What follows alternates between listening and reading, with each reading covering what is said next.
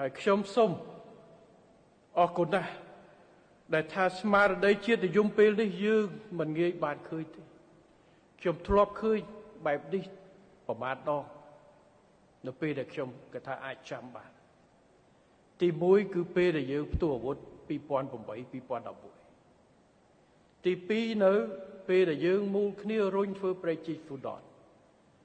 ហើយឥឡូវទី3នេះដែលខ្ញុំឃើញគឺចលនាមូលមតិគ្នារបស់ប្រជាជាតិខ្មែរតែមូលបាទរាជរដ្ឋាភិបាលចាត់វិធានការឆ្លើយតបដើម្បីការពារផលប្រយោជន៍ជាតិការពារនៅកិត្តិយសជាតិ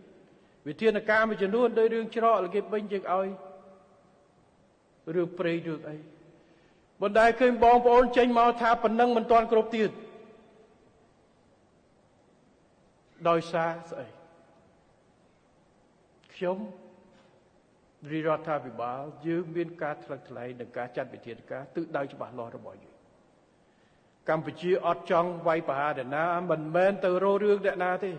តែកុំឲ្យគេមករករឿងយើងអត់ធ្មត់ដើម្បីថែរក្សាស្ថិរភាពសន្តិភាពមិត្តភាពល្អរាប់ខែមកហើយប៉ុន្តែវាមានបន្ទាត់ក្រហម